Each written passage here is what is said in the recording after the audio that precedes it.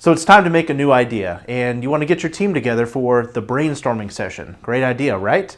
Not until half of the room feels like it's a completely unproductive exercise, and you're having troubles communicating, and maybe you leave with no real progress.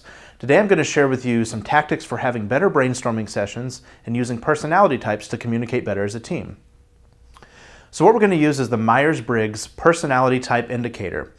This measures introversion versus extroversion, sensing versus intuition, thinking versus feeling, and judging versus perceiving. Now these are all very useful tactics in sizing up people and understanding how to speak their language. Today we're specifically going to talk about introverts versus extroverts. So the typical stereotype for introverts and extroverts is whether you're shy or an outgoing person. And while that can be true, that doesn't tell the full story. Introversion versus extroversion simply measures where a person most likely gets their energy when they're most comfortable. Introverts get their energy from inside thoughts, maybe less distraction from the outside world, and extroverts get their thoughts from the external world acting upon it, getting stimulus back. So it's important to remember this, not to stereotype people and try to assume that they're one or the other without really knowing. So if you don't know if you're an introvert or an extrovert, you can use a really cool test. It's a copy of the Myers-Briggs type indicator at humanmetrics.com, and that will give you a really good idea. It's going to spit out a score, basically how much you are of one versus the other. It will also spit out the other three personality types. So here are three discernments for introverts and extroverts both. Compare and contrast. If you are an introvert, how you might be able to speak the language of an extrovert better, and if you're an extrovert, some things to remember to help communicate with introverts. So first is introverts. Don't always judge extroverts for blurting things out. Extroverts talk to think, as our friend Dr. Richard Grant says. They talk to think. So when they're blurting out, oftentimes their ideas might sound dumb, but it's just their process for getting to the next idea, the next thought.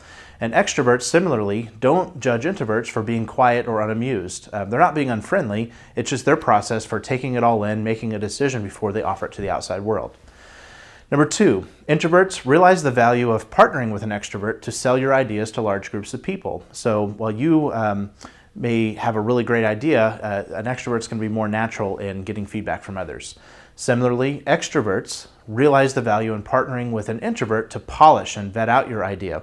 They will take it internally and probably think about it for longer periods of time than you're capable of doing yourself.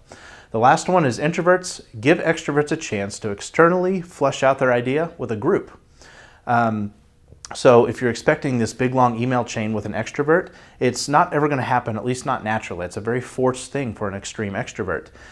And so when you don't get these big elaborate feedback on your email chains, it's not because they don't care, it's just because that's not their way of processing thoughts.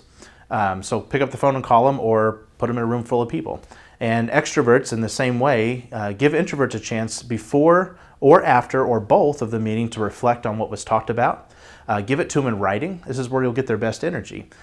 Send out an email of the agenda, ask any big questions beforehand, and give them a chance for following up.